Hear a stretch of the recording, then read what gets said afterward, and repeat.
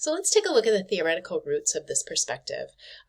Because culturally responsive teaching is not necessarily a broad theory like we've looked at for behaviorism or sociocultural theory.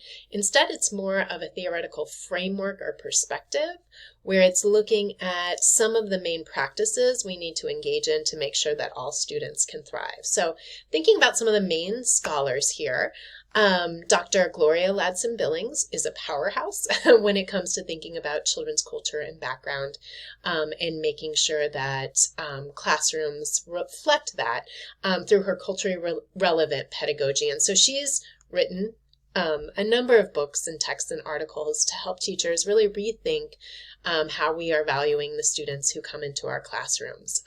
And her work, again, on culturally relevant pedagogy is based on the idea that students come to the classroom with rich cultural knowledge and experiences that can be used to learn new content. And she really has three pillars that are part of that. First of all, the idea that we are always advancing student learning and setting high expectations for students, that we are developing cultural competence, and that's kind of like standard A in our culturally responsive teaching and leading standards. It's like we got to do the deep work to understand ourselves, to understand our students, and fostering critical consciousness and really understanding the socio-political world and the history of students that frames their experiences in day-to-day activities and in the classrooms. If you haven't read her book, The Dream Keepers, it's incredible. It would probably change you as a teacher if you have some time for that. The next one is Dr. Geneva Gay, and she looks at, in the same name as our standards, culturally responsive teaching. And really with her for CRT, it means using students' customs, characteristics, experience, and perspectives as tools for better classroom instruction. And I really think probably a lot of her stuff is what you see come out in these standards, the idea that, students are co-creators, that we are seeing students as individuals and their characteristics, and we're using students' customs, right, and modes of learning to really help them do well in school. And then there is Dr. Django Parrish, and I would say his work is probably the most progressive right now, or the most kind of looked to in kind of changing our thinking about being culturally responsive. And he said that it's more important to use this term sustaining. So I'll read this for you. Requires that our pedagogies be more than responsive or relevant to the cultural experiences and practices of young people. It requires that they support young people in sustaining the cultural and linguistic competence of their communities, while simultaneously offering access to dominant cultural competence.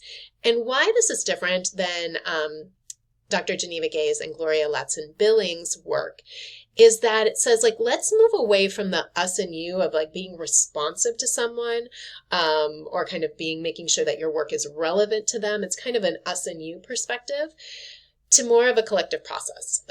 I will join you rather than be responsive to you. Okay, I'm going to join your community. I'm going to join who you are and understanding who you are to keep that moving. And so it suggests that marginalized communities should resist the status quo of what we're seeing in teaching and fight for linguistic and cultural sovereignty. And his work even kind of moves us into what we'll talk about later in thinking about critical theories.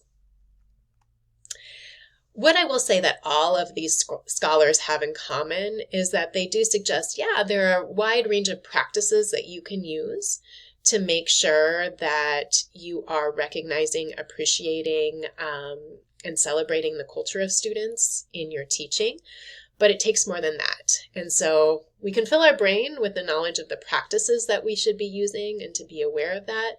But there's also this heart piece to it, right? That we really have to internalize the idea that this matters, that we value students, that we care about who we are, we care about how the world impacts them. And so together we're going to take our knowledge of these practices as well as internalize the message. And we really have to have that as kind of in our hearts to really make this work.